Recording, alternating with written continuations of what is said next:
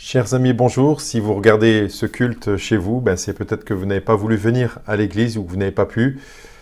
Et sachez quand même que malgré le troisième confinement, les lieux de culte restent ouverts et donc sur inscription obligatoire avec une attestation remplie avec la case « Se rendre à un lieu de culte », vous pouvez venir à l'église durant le confinement s'il n'y a pas de changement, bien sûr.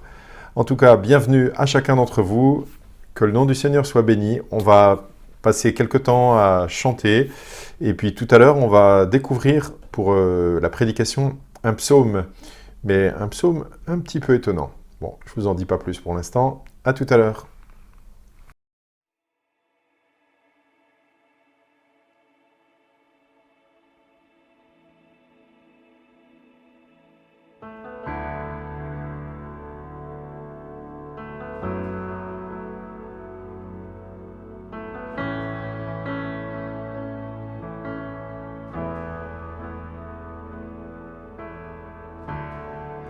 Oh, quelle paix dans ce moment, dans le calme de ta présence, quand le bruit faiblit et tu parles à mon âme. Tu as toute mon attention, fais-moi entendre ta voix. Je ne veux rien manquer, Seigneur, mon cœur désire plus de toi, mon cœur recherche ta face, alors je cède à toi. Et tout ton moi est ému par ton amour, captivé par qui tu es. Conduis-moi à te connaître plus encore. Je veux m'approcher de toi, laisser mes peurs derrière moi. Seigneur, viens toucher ma vie à nous. Oh, oh, oh, oh, oh, oh, oh, oh. Comme le soleil à l'aurore, comme la brise dans la nuit, ta paix me restaure, tu me donnes la vie. Il n'y a aucune hésitation dans ton amour, ton affection, rien n'est comparable. Seigneur, mon cœur désire plus de toi, mon cœur recherche ta face, alors je cède à toi. Et tout ton moi est ému par ton amour, captivé par qui tu es. Conduis-moi à te connaître plus encore. Je veux m'approcher de toi, laisser mes peurs derrière moi. Seigneur, viens toucher ma vie à nouveau. Oh, oh, oh,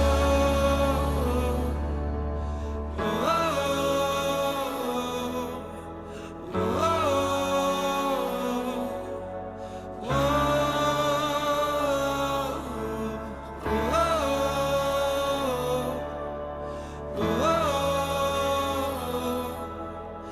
oh, à toi j'ouvre mon cœur, Seigneur. À toi j'ouvre mon cœur à jamais. Donc fais ce que toi seul sais faire. Jésus, viens régner dans ma vie. À toi j'ouvre mon cœur, Seigneur. À toi j'ouvre mon cœur à jamais. Donc fais ce que toi seul sais faire. Jésus, viens régner dans ma vie. À toi j'ouvre mon cœur, Seigneur. À toi j'ouvre mon cœur à jamais. Donc fais ce que toi seul sais faire. Oh Jésus, viens régner dans ma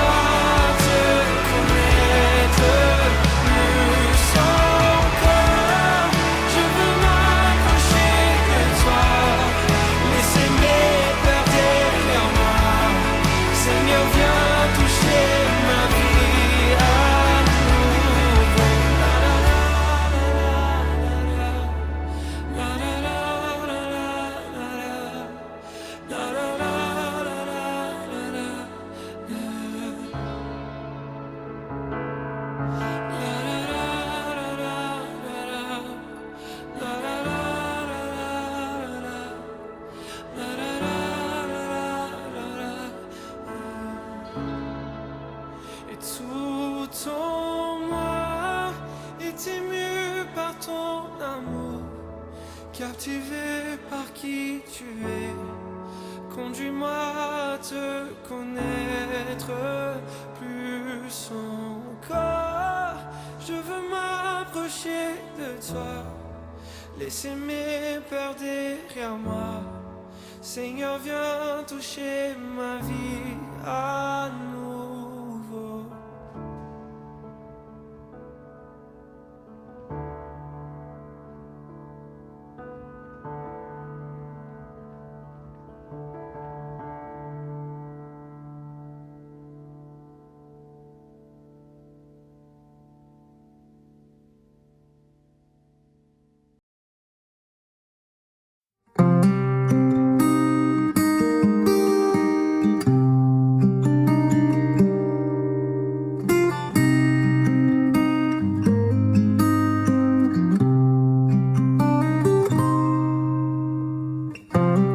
À nouveau à genoux,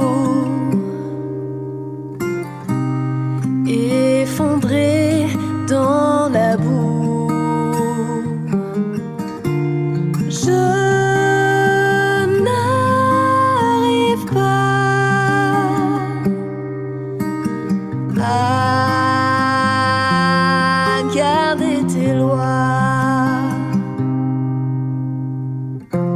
C'était bien décidé,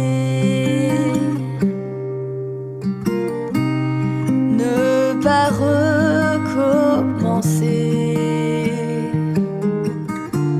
Je fais le mal que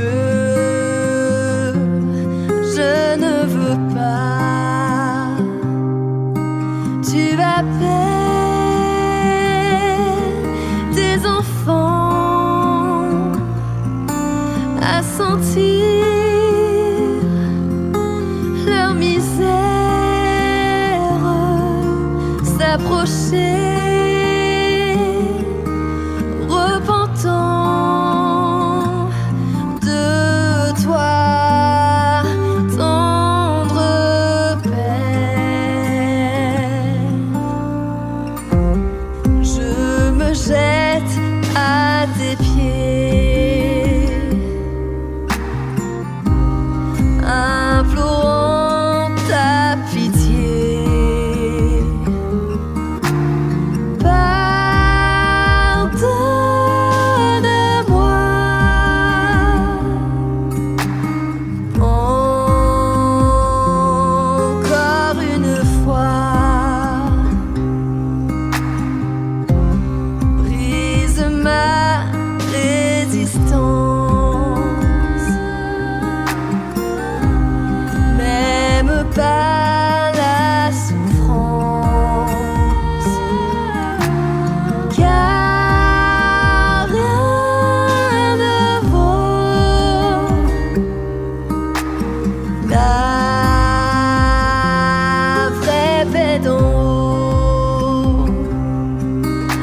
Toi tu as compassion de ceux qui s'humilient et qui croient en ton nom pour être affranchis. Un vent de liberté vient souffler sur ma vie, relever, purifier. Un seul mot suffit.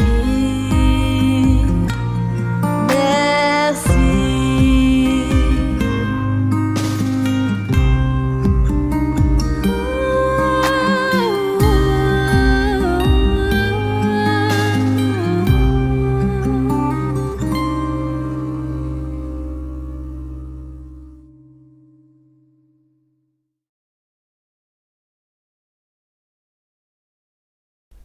Avez-vous vu ma vidéo dont le titre est « Je n'ai pas envie de lire la Bible, que faire ?» Eh bien, dans cette vidéo, je donnais une idée simple, concrète, pratique, c'est de trouver quelques personnes autour de vous, des amis de la famille, des membres de votre église, pour faire un groupe et lire la Bible ensemble, parce que c'est plus motivant de la lire ensemble. Alors, je n'avais pas donné d'option pour Joinville-le-Pont, mais j'en donne une maintenant, puisque c'est pour vous, personnes qui fréquentent, toutes les personnes qui fréquentent l'église de Joinville-le-Pont. C'est le jeudi de 12h à 12h30 sur la pause déjeuner. Je vous propose un temps sur Zoom, groupe de lecture de la Bible. Donc ce rendez-vous biblique, ça sera tous les jeudis. Alors pas forcément pendant les vacances, et puis peut-être il y a des semaines où je préviendrai à l'avance et je devrais décaler ce rendez-vous à un autre jour de la semaine. Je ne sais pas, ou parce que j'aurai une rencontre à laquelle je ne pourrais pas échapper, du style une pastorale ou quelque chose comme ça. Mais sinon, le jeudi de 12h à 12h30, vous pouvez noter dans votre agenda, si vous avez envie de lire la Bible avec moi et avec d'autres, eh bien, on se retrouvera 12h, 12h30. Pourquoi cette idée? Parce que j'ai l'impression que quand je propose des choses le soir, eh bien, on est un peu tous pareils en ce moment, on est fatigué. Ouais. Fatigué de la journée, même si on n'a plus de transport parce qu'il y a le confinement, en fait, on est peut-être un peu fatigué le soir. Alors, je vous le propose sur la pause déjeuner. Si vous êtes dans votre bureau, je vous conseille, vous pouvez aussi participer au groupe biblique, même si vous ne parlez pas. Par exemple, vous êtes avec des collègues dans un bureau, vous pouvez très bien mettre des oreillettes ou un casque, vous vous branchez à la réunion Zoom, mais vous ne mettez pas le son, pas depuis votre ordinateur, vous le mettez dans vos oreilles. Et si vous ne voulez pas participer, oralement, parce que c'est gênant, je comprends tout à fait, eh bien, vous pouvez mettre un message en disant « je ne parle pas, je suis dans un bureau avec des collègues ». Voilà, pas de problème. Vous pouvez aussi, si vous êtes chez vous, vous arrêtez juste un peu avant, à 12h moins 5, votre boulot, pour vous connecter à la réunion Zoom. Ça durera une demi-heure. On respectera ce temps pour que chacun puisse vraiment bien s'organiser. On démarrera vraiment à midi et on arrêtera vraiment à 12h30. Fois de Suisse. Enfin, je ne suis pas suisse, mais c'est un peu comme ça. Et donc, ça sera un temps où on prendra des textes bibliques et on les lira ensemble. Et ce sera, comme je l'ai dit dans l'autre vidéo, un temps où on s'encourage, on s'interpelle, on se pose des questions. Et puis, on pourra terminer en priant. Personne ne sera obligé, mais en priant un instant ensemble aussi. Et se bénir mutuellement. Voilà, j'espère que ça vous motivera, que ça vous donnera envie.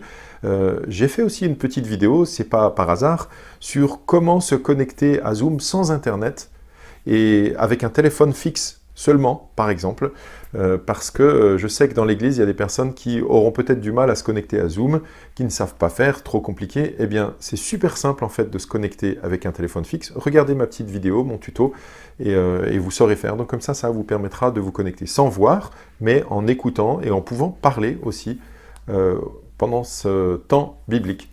Jeudi, 12h, 12h30. Ça me ferait tellement plaisir que je n'ai pas fait tout ça pour rien, et moi ça m'encouragerait vraiment de pouvoir lire la Bible avec vous. Alors si vous êtes motivé, si vous avez envie, dites-le moi, mais surtout pensez une chose, Si vous ne l'écrivez pas tout de suite dans votre agenda, si vous ne répondez pas tout de suite « oui, ça me plaît, j'y serai », il y a de grandes chances que vous ayez toujours autre chose à faire. J'ai bien vu dans le questionnaire sur la pratique de la lecture de la Bible aujourd'hui que beaucoup manquent de temps, c'est compliqué, on est fatigué. Mais si on le prévoit, on pourra le faire ensemble. Donc moi, je le prévois, c'est bloqué le jeudi. Eh bien, prévoyez-le aussi, dites-le moi, encouragez-moi en me disant « je serai là » et merci beaucoup. On va se faire du bien ensemble à lire la Bible. À bientôt!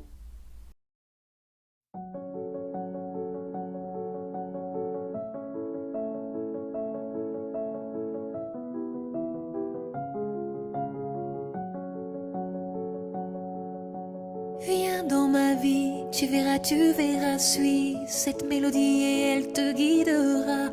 Viens dans ma vie. Viens dans ma vie, tu verras, lis cette harmonie, elle me dessinera. Viens dans ma vie. Je t'ai gravé dans mes mains, gravé dans mes reins, tu peux me faire confiance.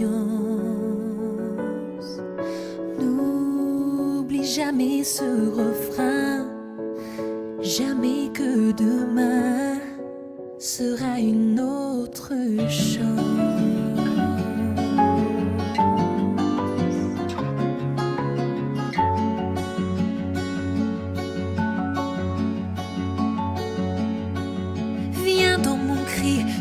Tu verras, il est infini pour toi et moi. Viens dans ma vie. Oh oui, je viens dans ton cri, je l'entends jusqu'ici, tu sais, rien n'est fini, mais tout reprend vie. Viens dans ma vie. Je t'ai gravé dans mes mains, gravé dans mes reins, tu peux me faire confiance. N'oublie jamais ce refrain, jamais que demain sera une autre chance.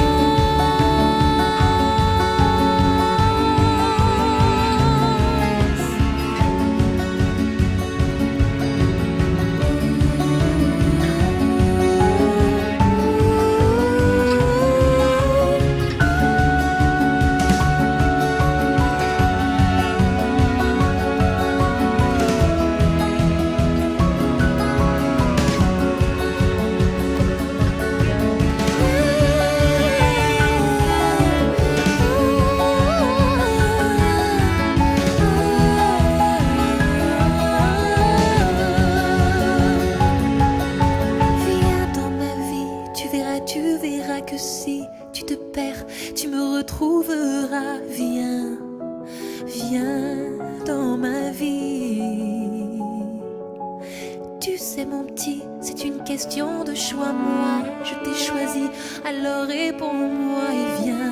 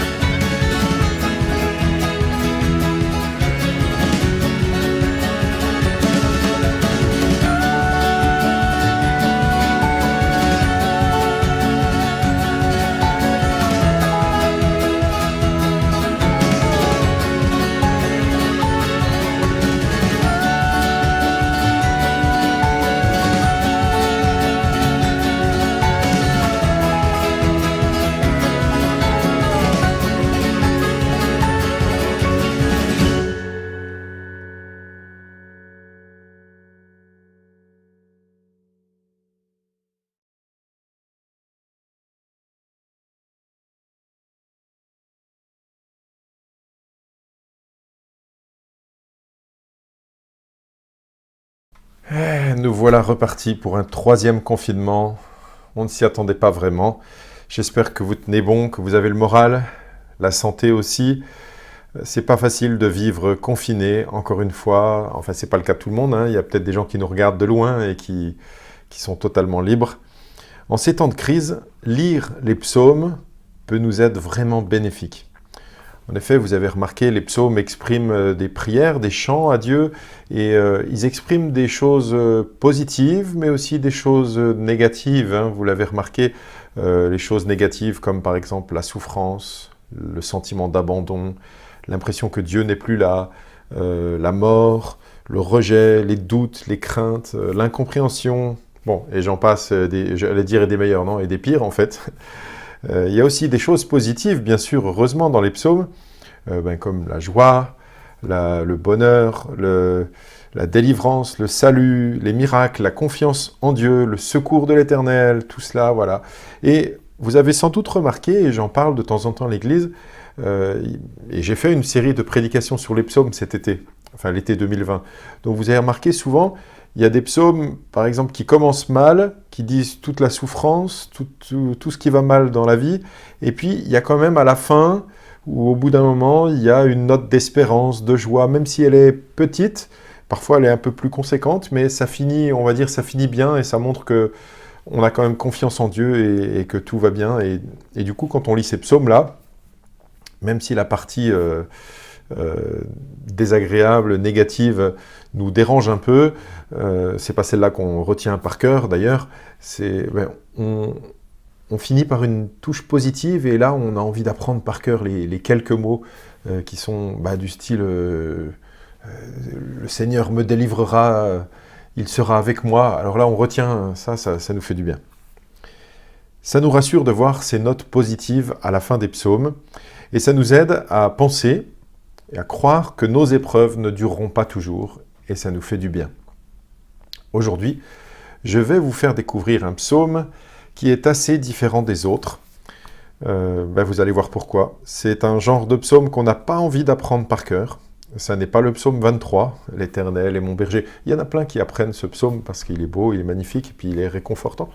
Mais bien, lisons ce psaume, et on en parle après, vous verrez ce qu'on peut en tirer et ce que ce psaume nous enseigne. C'est le psaume 88. Chant, psaume des descendants de Corée, au chef de chœur, à chanter sur la flûte. Cantique d'Éman, l'Ezrachite. Éternel, Dieu de mon salut, jour et nuit je crie devant toi, que ma prière parvienne jusqu'à toi. Prête l'oreille à mes supplications, car mon âme est saturée de malheur, et ma vie s'approche du séjour des morts. On me compte parmi ceux qui descendent dans la tombe, je suis comme un homme qui n'a plus de force, je suis étendu parmi les morts, semblable à ceux qui sont tués et couchés dans la tombe, à ceux dont tu ne te souviens plus et qui sont séparés de toi. Tu m'as jeté dans un gouffre profond, dans les ténèbres, dans les abîmes. Ta fureur pèse lourdement sur moi, et tu m'accables des vagues de ta colère.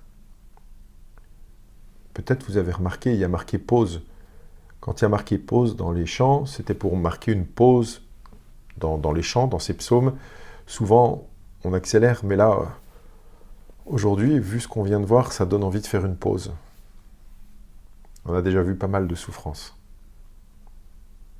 Verset 9. Tu as éloigné mes intimes de moi, tu as fait de moi un objet d'horreur pour eux. Je suis enfermé, et je ne peux pas sortir. Mes yeux sont usés par la souffrance. Tous les jours je fais appel à toi. Éternel, je tends les mains vers toi. Est-ce pour les morts que tu fais des miracles? Les défunts se lèvent-ils pour te louer?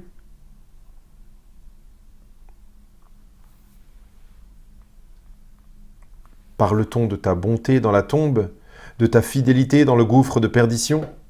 Tes miracles sont-ils connus dans les ténèbres, et ta justice au pays de l'oubli? Et moi, c'est toi, Éternel, que j'appelle au secours. Le matin, ma prière s'adresse à toi. Pourquoi, Éternel, me rejettes-tu? Pourquoi me caches-tu ton visage? Je suis malheureux et mourant depuis ma jeunesse. Je subis tes terreurs et je suis bouleversé. Tes fureurs passent sur moi. Tes terreurs me réduisent au silence. Elle m'encercle tout le jour comme de l'eau. Elle me cerne de tous côtés. Tu as éloigné mes amis et mes proches de moi.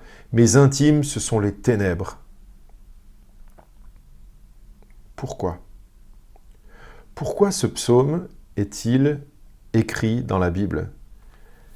En quoi ça peut nous aider de lire ça ? Pourquoi j'ai choisi ce psaume aujourd'hui ? En général, on lit les psaumes pour trouver du réconfort. Là, c'est plutôt déprimant. Il n'y a rien de joyeux. Il n'y a pas d'espoir. Il n'y a que des difficultés, malheur sur malheur, terreur, angoisse. Et pas de fin qui nous donne envie d'apprendre par cœur. Vous avez bien lu les derniers mots.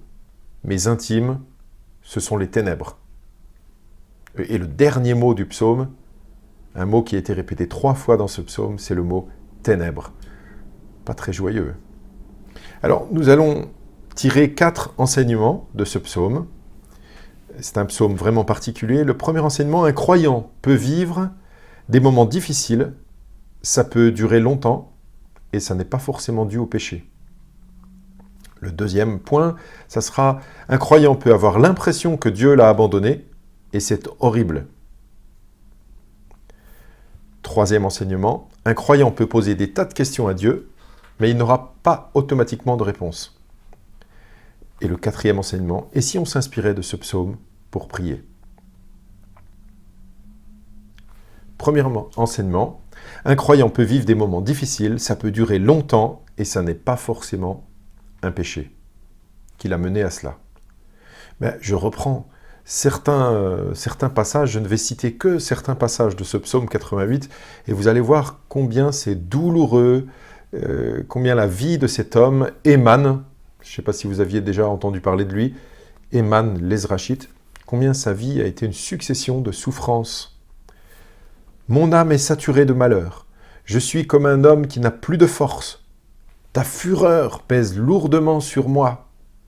Tu m'accables des vagues de ta colère. Vous avez vu comme c'est imagé, les vagues de ta colère, on sent comme, vous voyez des vagues, ça vient et toutes les 4-5 secondes, une vague qui vient et voilà, la colère de Dieu. Je suis enfermé et je ne peux pas sortir. Bon, je ne sais pas si vous réalisez, enfermé et ne pas pouvoir sortir, c'est un peu ce qu'on vit en ce moment. Heureusement, on a le droit de sortir, nous, avec une attestation. Mais j'ai lu ce psaume dans la semaine en anglais, et c'était beaucoup plus parlant. Au lieu d'être écrit « je suis enfermé », c'est « I'm confined ». Ça veut dire « je suis confiné », en fait. Je suis confiné et je ne peux pas sortir, je ne peux pas échapper. C'est assez étonnant de voir que dans ce psaume 88, le psalmiste se sent comme confiné, enfermé. Mes yeux sont usés par la souffrance. Je suis malheureux et mourant depuis ma jeunesse. Je subis tes terreurs, je suis bouleversé. Tes fureurs passent sur moi. Tes terreurs me réduisent au silence. Elles m'encerclent tout le jour comme de l'eau. Elles me cernent de tous côtés. Vous voyez vraiment beaucoup de souffrance pour cet homme. Est-ce qu'il nous est dit qu'il a péché, qu'il a désobéi à Dieu en quoi que ce soit ? Non. On a l'impression que ces souffrances durent. Il parle de temps depuis sa jeunesse. Il a l'impression d'être mourant. Enfin, il dit qu'il est mourant depuis sa jeunesse, qu'il souffre toujours. Il y a aussi le thème de la mort qui est très présent dans ce psaume. Il dit « Ma vie s'approche du séjour des morts. On me compte parmi ceux qui descendent dans la tombe. » Il a vraiment l'impression qu'il y va. Et même plus fort, il dit « Je suis étendu parmi les morts, semblable à ceux qui sont tués et couchés dans la tombe. » Ça nous rappelle quelqu'un dans la Bible, un homme qui a parlé quasiment comme ça pendant tout le livre qu'il a écrit. Pas juste une page, mais des pages et des pages. C'est un homme qui s'appelle Job et qui a lui aussi beaucoup souffert. Vous vous rappelez, peut-être c'est bizarre, au départ de ce livre de Job, on ne comprend pas trop. Il y a dans le ciel Satan qui vient voir Dieu et qui lui dit, c'est plutôt Dieu qui dit à Satan, tu as vu sur la terre, il n'y a pas un homme comme Job, mon serviteur. Et Satan dit à Dieu, c'est normal, tu le bénis. C'est pour ça qu'il t'honore et qu'il te respecte. Sinon, si tu ne le bénissais pas, eh bien, il se détournerait de toi. Et Dieu dit à Job, eh bien vas-y, tu as la permission de le toucher. Et ça, Job ne le sait pas. Et Job, ainsi, perd tout son bétail. Ensuite, il perd ses fils, ses filles. Et il finit par avoir une maladie de peau qui le gratte de partout. Il est vraiment très mal. Et puis il y a même sa femme qui lui dit « Maudit Dieu et meurt !»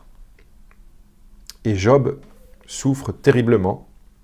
Il a 3 amis qui viennent pour le consoler.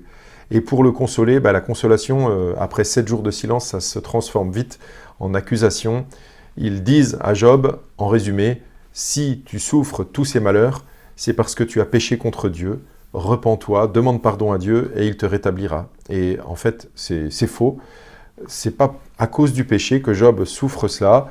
Job ne comprend pas et il a des propos, si vous avez envie de lire le livre de Job, vous verrez, c'est tous des propos du style « je suis frappé par la mort, je suis abandonné, je suis terrorisé », voilà. Et des fois c'est poétique, mais on imagine un psy qui recevrait Job ou Éman, les Zrachites. Imaginez qu'ils en reçoivent plusieurs comme ça par jour, eh bien ça doit être dur. En ce moment, pendant le confinement, à ce qui paraît que justement, les psys envoient de toutes les couleurs parce qu'il y a beaucoup de gens qui sont déprimés. Là, je ne sais pas si vous trouvez, mais Éman, il est vraiment pas bien. Hein. Il a l'air de vraiment aller très très mal. C'est curieux de souffrir autant et d'écrire un psaume. Non, je sais pas. On s'attendrait à ce que les psaumes, c'est la Bible quand même, que ça montre la grandeur de Dieu, le fait que Dieu répond aux miracles. Vous avez remarqué le verset 1 d'ailleurs, il est dit « au chef de chœur à chanter sur la flûte ». Alors, je ne sais pas si vous imaginez, nous, à l'église baptiste de Joinville-le-Pont, commencer un culte avec un chant en disant « bon, tiens, allez, un tel, prends ta flûte et on va chanter ce psaume et on met les paroles là et on chante, voilà, prête l'oreille à mes supplications, mon âme est saturée de malheur et ma vie s'approche du séjour des morts. » Waouh! C'est pourtant, c'est marqué à chanter sur la flûte. Très étonnant.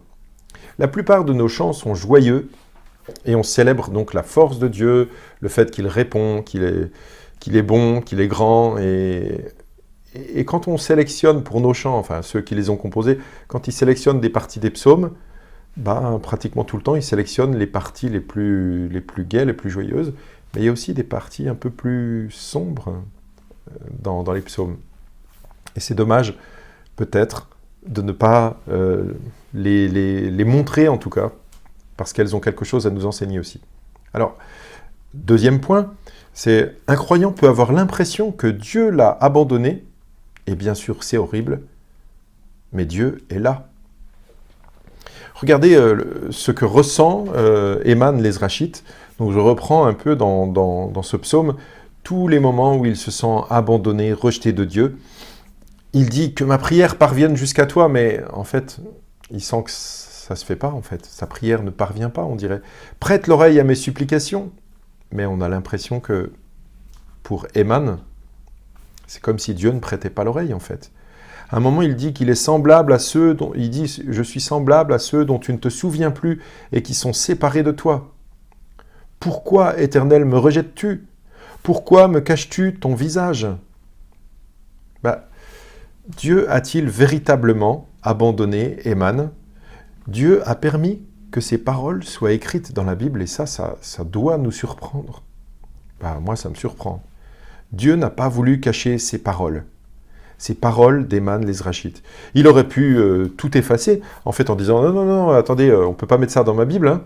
C'est ma Bible. Hein. » Vous imaginez ce que vont penser les gens après? Ils vont penser que je suis un Dieu qui ne prend pas soin de ses enfants, qui ne répond pas, qui ne fait pas des miracles, qui n'écoute pas quand on le supplie. C'est pas possible de mettre ça dans ma Bible. Eh bien, si Dieu a voulu que ces choses soient écrites dans sa parole, pourquoi? Pour que nous puissions les lire, justement. Et donc, c'est important de les lire. Et là, aujourd'hui, on prend le temps de lire ce genre de psaume. Alors, ceux qui se demandaient, mais à quoi bon lire un psaume comme ça? C'est pas très encourageant. Si, c'est là pour nous enseigner aussi. Ça nous enseigne quoi? Qu'un croyant peut souffrir et qui peut avoir l'impression d'être abandonné et oublié par Dieu. Et puis aussi d'être abandonné de tous, abandonné de ses amis et de ses proches, de tous. Et c'est ce que ressent aussi cet homme. Et vous remarquez que, je ne sais pas si vous avez fait attention, il se sent abandonné de tous, et en plus, il en fait Dieu le responsable. Il croit que c'est la faute de Dieu. Écoutez, il dit « Tu as éloigné mes intimes de moi. Tu as fait de moi un objet d'horreur pour eux. Tu as éloigné mes amis et mes proches de moi. » Donc s'ils sont partis, c'est la faute de Dieu. Et puis en plus, ce dernier mot du psaume, ténèbres, je vous ai dit qu'il revient 3 fois, et ce thème des ténèbres est présent dans ce psaume. Il dit « Tu m'as jeté dans un gouffre profond ». En fait, il accuse Dieu de l'avoir fait souffrir. C'est Dieu qui le fait. « Tu m'as jeté dans un gouffre profond, dans les ténèbres, dans les abîmes. Mes intimes, ce sont les ténèbres. » Oui, un croyant peut souffrir, ça peut durer, et il peut avoir l'impression que Dieu l'a rejeté. Comme Éman ici. 3e enseignement, un croyant peut poser des tas de questions à Dieu, mais il n'aura pas automatiquement de réponse. Parfois, on fait des raccourcis. Vous avez sans doute déjà entendu quelqu'un qui voulait vous encourager ou vous enseigner quelque chose et il dit « Tu te poses des questions ?» Eh bien, toutes les réponses sont dans la Bible. Ce n'est pas vrai? Toutes les réponses à vos questions ne sont pas dans la Bible. C'est un raccourci. Je vois bien ce qu'on veut dire en général quand on dit ça, c'est pour dire que Dieu est là, Dieu il a des réponses, et voilà. Mais dire que toutes les réponses sont dans la Bible, si tu te poses des questions, c'est faux. Il y a des tas de questions qu'on pose et qui n'ont pas de réponse dans la Bible. Parce que la Bible n'en parle pas, déjà. Des questions, par exemple, au niveau éthique. Est-ce que je peux faire ça? Est-ce que je peux faire ça? Il y a des fois, il faut prendre un principe, mais il n'y a pas une réponse précise. Mais il y a aussi parfois pas de réponse. Et ça ne nous plaît pas trop. Pas de réponse à des questions qui nous turlupinent. Regardez par exemple, Éman l'Ezrachite pose pas mal de questions. Oh, il y en a, c'est un peu de la provocation, on dirait. On dirait qu'il provoque Dieu pour lui l'air de dire « Hé, écoute ce que j'ai à te dire. Est-ce pour les morts que tu fais des miracles ?» Ça donne l'impression que c'est comme s'il disait ben, « Fais-les maintenant, tes miracles. Pour les morts, ça ne sert à rien. Fais des miracles maintenant. Les défunts se lèvent-ils pour te louer ?» Les défunts, les morts. Donc il dit ben, « En fait, s'ils sont morts, ils ne peuvent plus te louer. Donc, fais quelque chose pour moi, que je puisse te louer, en fait. Dire du bien de toi, de ta grandeur. » Bon, vous remarquerez que à cette question, les défunts se lèvent-ils pour te louer? Éman pense sans doute non. Et c'est un argument. Mais en vérité, les morts se lèveront un jour pour louer Dieu. Ça, on trouve ça dans le Nouveau Testament. Un jour, en un clin d'œil, en un claquement de doigts, les morts en Christ ressusciteront et ils seront avec Dieu pour toujours. Et là, ils pourront louer Dieu. Donc oui, les croyants seront ressuscités pour louer Dieu. Une autre question, parle-t-on de ta bonté dans la tombe? De ta fidélité dans le gouffre de perdition? Encore un argument. Ben, si on ne parle pas de toi là-bas, fais quelque chose pour moi maintenant et moi je vais en parler. Tes miracles sont-ils connus dans les ténèbres et ta justice au pays de l'oubli? Encore, je trouve que c'est un peu provocation ou en tout cas argument pour pouvoir recevoir de Dieu quelque chose et pour pouvoir dire, ben moi tes miracles je vais en parler, moi ta bonté je vais en parler. Je voudrais bien en parler mais il faudrait que tu le fasses, il faudrait que tu fasses quelque chose pour moi. Et puis, Éman pose des questions auxquelles il n'aura jamais de réponse. En tout cas pas dans le psaume. Il dit « Pourquoi, Éternel, me rejettes-tu? Pourquoi me caches-tu ton visage ?» Je ne sais pas si vous vous êtes déjà posé ce genre de questions, mais il n'y a pas forcément une réponse. Ce n'est pas parce que vous dites ça un jour que le jour même, ou le lendemain, ou 6 mois après, il y aura une réponse, un éclair, je ne sais pas, des lettres de feu, quelqu'un qui va vous téléphoner pour donner la réponse de Dieu. Oui, bien sûr, ça peut arriver. Il peut arriver qu'on ait des encouragements, mais regardez cet homme, Éman, il ne semble pas forcément méchant. On ne nous dit pas qu'il a fait quelque chose de mal. Il souffre depuis longtemps, il pose des questions et il semble ne pas avoir de réponse. N'avez-vous jamais entendu un chrétien prétendre que Dieu répond toujours? Allez dire ça à Éman. Dieu répond toujours. il aura du mal à vous croire. Et si on s'inspirait de c'est le 4e point, si on s'inspirait de ce psaume pour prier. Je vous ai décrit ce psaume comme, je suppose que si vous êtes resté jusqu'à maintenant, vous avez bien vu, comme un psaume où il n'y a pas vraiment de positif, ça ne termine pas par de la joie, la confiance en Dieu, par l'honneur, la gloire, la joie, enfin des choses comme ça, c'est pas vraiment positif.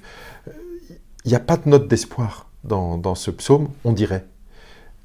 Mais pourtant, ce psaume fait partie de la Bible. Or, l'apôtre Paul, par exemple, dans 2 Timothée chapitre 3, verset 16, j'enlève le par exemple, parce que c'est lui, c'est tout, il n'y a pas de par exemple.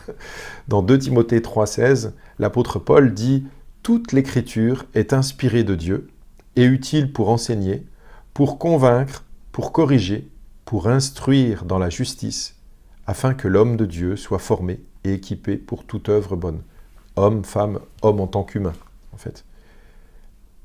Est-ce que ce psaume nous enseigne ? Il nous est dit « Toute écriture est inspirée de Dieu pour enseigner ». Est-ce que ce psaume nous enseigne ? Pour convaincre. Avez-vous été convaincu de quelque chose ? Pour corriger. Est-ce que ce psaume corrige votre pensée ? Est-ce qu'il corrige votre compréhension de Dieu ? Votre compréhension de vous-même ? Votre compréhension de la vie ? Votre compréhension de ce qu'est la prière ? Et si on s'inspirait de ce psaume pour prier ? Alors, prier avec plus de quoi ? Si je vous posais la question.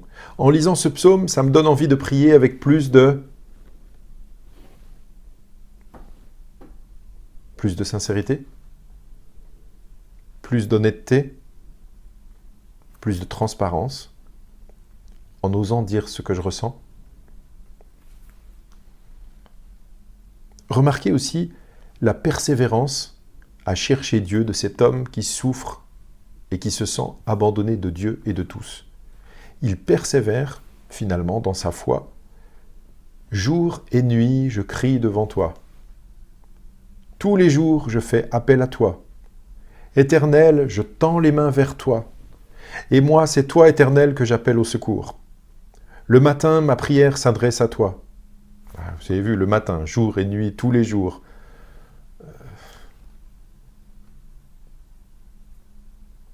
Malgré la souffrance, malgré l'absence de réponse de Dieu, malgré, on dirait qu'il ne sent pas la présence de Dieu. Des fois, on dit, je ne sens pas Dieu. On ne sent pas toujours la présence de Dieu. On ne se sent pas toujours porté. On n'a pas toujours... si vous regardez ce psaume 88, est-ce qu'il est vraiment dans la joie ? Est-ce qu'il pète le feu ? Est-ce qu'il est heureux ? Est-ce que tout va bien dans sa vie ? Il semblerait que non. Eh bien pourtant, malheureux et mourant depuis sa jeunesse, il prie tous les jours, il s'adresse à Dieu, il cherche Dieu. Il est un psalmiste, il écrit même un psaume pour la Bible. Rien ne change, mais il continue à faire appel à Dieu. Est-ce qu'on peut imiter ce héros ? Bien, imiter ce héros de la foi, on pourrait dire. Je ne sais pas, quand vous pensez à des héros de la foi, vous ne pensez pas forcément à un homme qui écrit des psaumes si négatifs, un psaume si négatif, mais si on voulait l'imiter, eh bien, même si nous sommes confinés, même si tout ne va pas très bien dans notre vie, ou même si c'est la cata, je ne sais pas si vous en êtes à ce point-là, si vous passez par des moments difficiles, eh bien continuez à prier, même si c'est dur, continuez à lire la Bible, continuez à venir à l'église, ou à regarder des cultes sur YouTube, continuez à faire le bien, continuez à chercher Dieu, continuez à lever vos mains vers Dieu, à vous adresser à lui. Alors vous voyez, ce psaume, il n'est pas inutile. Et même, moi je trouve, c'est très rassurant de voir qu'il est là. Il est là et Dieu l'approuve en fait. Et j'aimerais terminer avec un point que je voudrais aborder, c'est on nous parle dans ce psaume de la souffrance de cet homme, du sentiment qu'il a eu d'être abandonné, mais il n'a pas été totalement abandonné. Dieu l'a vu, Dieu le voit. Ce psaume est là, donc Dieu est là, il le voit. Mais il y en a un qui a été vraiment abandonné, en fait, qui a vraiment souffert. L'abandon de Dieu, la souffrance physique, morale, spirituelle. C'est Jésus au moment où il est sur la croix. Vous vous rappelez, à un moment, il dit « Mon Dieu, pourquoi m'as-tu abandonné ?» Et en fait, Jésus a été abandonné, il a subi la colère de Dieu. Dieu l'a frappé, Dieu le Père a frappé le Fils pour le pardon de nos péchés. Et si nous vivons, même en étant chrétiens, dans des moments difficiles, dans la souffrance, je vous laisse relire ce psaume 88 encore une fois ou plusieurs fois si vous voulez, mais si nous souffrons de tels moments, alors rappelons-nous en fait qu'il y en a un autre, c'est Jésus-Christ, qui a pris sur lui nos péchés. Il a souffert vraiment, et une fois pour toutes, pour que nous soyons pardonnés de nos péchés. Donc si tu souffres à cause de telle ou telle situation, sois au moins rassuré que Dieu te voit, que Dieu ne t'abandonne pas, que Dieu t'aime et que Dieu prendra soin de toi. Un jour, toi aussi, tu seras ressuscité et tu t'approcheras de Dieu. Bon, eh bien, j'espère que ce psaume très négatif, finalement, vous donnera l'occasion de déposer vos fardeaux auprès de Dieu, de lui parler avec sincérité, en toute transparence, et de continuer à le chercher, malgré tout. Je vous souhaite un bon dimanche. On va terminer par un dernier chant, et ce chant, vous allez le voir, c'est un chant que j'ai choisi spécialement pour terminer le culte, juste après ce message sur ce psaume un peu particulier. J'en profite pour vous retendre la perche pour jeudi prochain, donc de 12h à 12h30. Si vous avez envie de lire un texte biblique avec nous sur Zoom, 12h à 12h30, c'est pas très long. Organisez-vous, prévoyez-le, et puis rendez-vous jeudi. Bye bye, bon dimanche.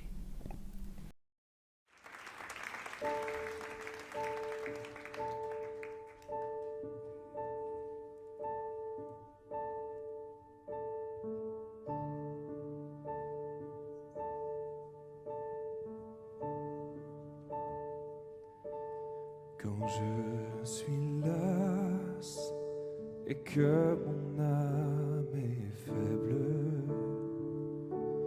par les soucis, mon cœur est affligé. Je reste là, j'attends dans le silence jusqu'à ce que tu viennes à mes côtés. Tu me relèves, je trouve la lumière. Tu me relèves, je marche sur les mers. Oui, je suis fort, porté sur tes épaules. Tu me relèves et grâce à toi je vis. Quand je suis las et que mon âme est faible par les soucis, mon cœur est affligé. Je reste là, j'attends dans le silence jusqu'à ce que tu viennes à mes côtés. Oui, tu me relèves, je trouve la lumière. Tu me relèves, je marche sur les mers. Je suis fort, porté sur tes épaules. Tu me relèves et grâce à toi je vis.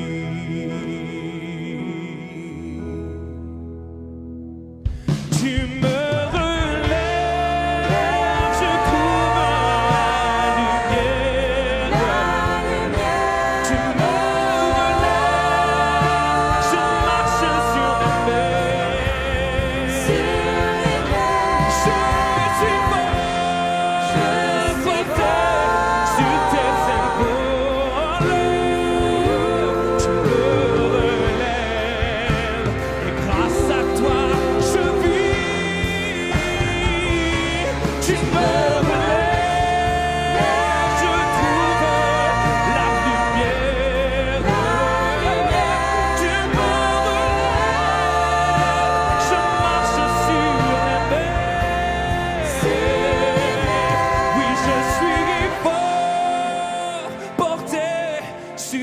épaules.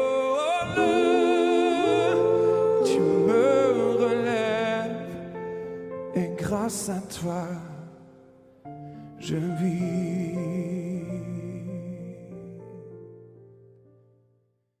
Tu me relèves et grâce à toi, je vis.